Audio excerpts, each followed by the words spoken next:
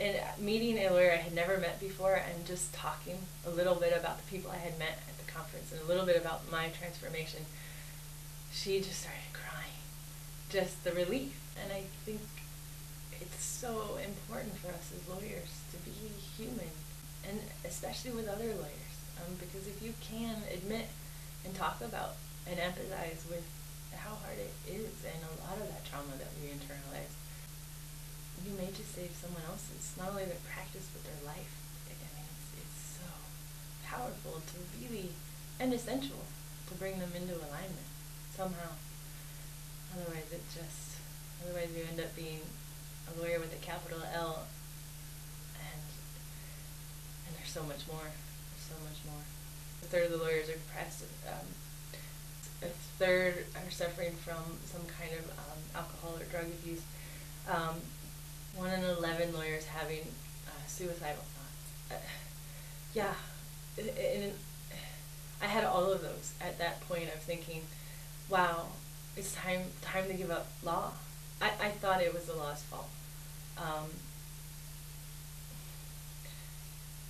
But it was because I was forgetting to be who I am in my job. And I quickly learned that this happens in all kinds of professions. And living a life that is congruent is essential. I think it's a very viable human need. A job's not enough anymore. Money's not enough anymore. It all can disappear. Before I left my in-house counsel job, 6 months before I was laid off, I was the MVP recipient. So atop of my game, had somehow learned to collaborate with salespeople. They had never, lawyers in that group, there were quite a few of us, but we were always kept in the back because, sales, we were necessary evil, so to speak. And I was able to create a system that incorporated and learned to work with the sales team. So we actually got in front. Instead of cleaning up the messes, we became part of a team where we could create things. And so it didn't become so adversarial inside a company. I really loved that portion of my job, and then it just went away. And so there was this kind of void, and I thought, oh, well, and I think it's happening for a lot of people, not just lawyers, but for lawyers, I think we're more susceptible to it because of the community as a whole, and I think it's most of us are overachievers to get there, and society puts us on a pedestal.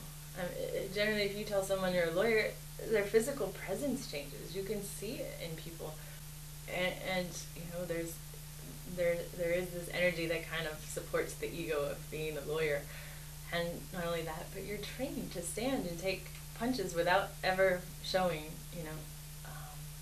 that anything's affecting you. So, trying to teach a lawyer to actually admit that it gets tough and it is hard, and we have ethical responsibilities of competences.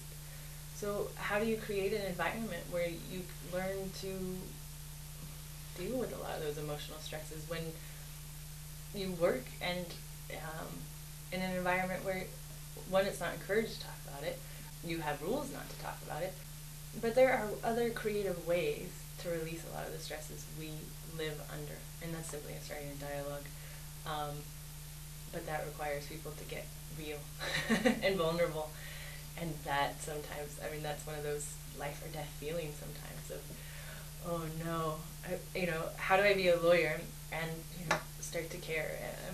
You almost need that distance in order to kind of thrive in a lot of deprivation, and that's what a lot of the legal community has become, is in order to be successful, you have to, build 22 to 2,600 hours a year. That's not humanly possible to do that, and to eat well, and to exercise well, and to have, good family life, to have any kind of life outside of the law. I have spoken with a friend who is going through a transformation as well, of learning to be a lawyer and a human at the same time. And he said to me, until now, I've always been a better lawyer than a father. And I remember just sitting with him as that realization kind of started to sink in. And he said, kind of a check of, how dare, it was more of a, I can do better than this, a challenge. It was like, life is a dance. just like we dance with conflict, just like we help bring closure for people. It's a dance, and there are no answers, right? You just got to keep moving the pieces until you find one system that works for you.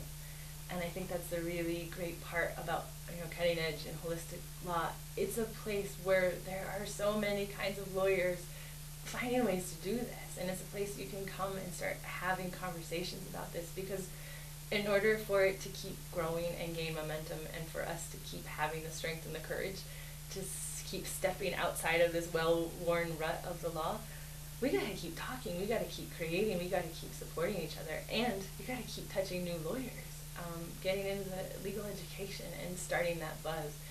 And then, not only does the buzz have to get past the legal community, we gotta start talking with the business people, with the families, because as lawyers we need clients, and it's a complete community discussion.